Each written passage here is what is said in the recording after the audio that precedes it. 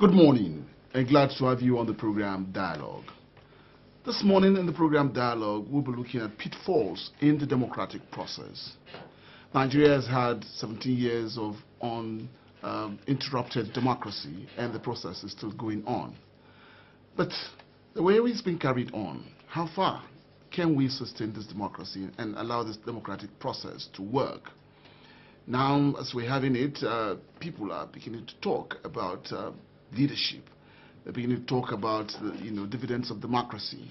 People are asking about keeping promises by government, and so many things that could just be pitfalls to this democratic process. We'll be talking about that and other issues that surrounds keeping the democratic process on. And this morning, I'm talking to a peace builder, a peace building consultant in the program. And my guest this morning is Sami Ihejirika. Sami Ihejirika is a peace building consultant. Good morning, Sami. Good morning. Good morning, viewers. Yes, glad to have you on the program today. Thank you. Talking about 17 years of uninterrupted democracy, and people would say that this is good for Nigeria, yes, and that Nigeria is leading, in this process for Africa and for the world to see. Right. But there are pitfalls in all of this, as we're seeing that what is going on, what is on the land now shows that there could just be pitfalls in keeping this process on. Are you seeing some pitfalls here? That's right. Democracy is all about inclusion, bringing people in, people participating and contributing and helping to solve the problems of the country.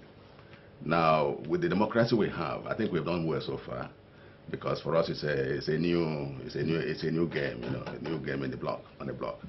Now, but there have been a whole lot of challenges, in this process. One is that people have not been properly included. I think the inclusion thing is very, very important, because we can see that democracy is all about harnessing opinions, harnessing ideas, and bringing them together, and channel them properly for solving national problems. But now we see that there are lots of agitations. People are, cacophony of voices. If you go to this social media, you see all kinds of freedom of expression, and people are saying all kinds of things, which is what democracy is all about. But we see that all this, they tend to portray the fact that people are not being properly included in the process. So this also comes to the issue of leadership. That leadership has been the bane of our democratic development. All along, I could say Nigeria has really had a very sound leadership. At one point or the other, we are faced with the challenges of non-communication between leaders and the led. And we see leaders who apparently seem to be above the law.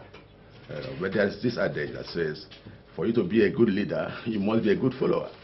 And for you to be a good follower, you must be a good leader, So we see a situation where our leaders have not been good followers, So if you have not been a good follower and you don't have the tendency of being a good follower, we don't see how you could be a good leader in a democratic process. So there are all kinds of challenges. The issue of elections and the election results, the process of election, and the unending litigations, about issues in the election. So there are all kinds of challenges, present.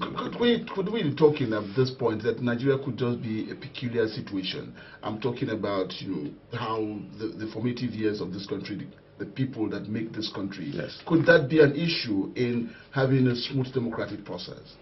Yes, it could be an issue, and at the same time it may not be an issue, but because it all depends on the ability of the people who are managing the process and the system, to be able to manage it. Democracy is like doing a business, like somebody said, Nigeria is a big business, and we don't have anybody who can manage this business profitably. So I think that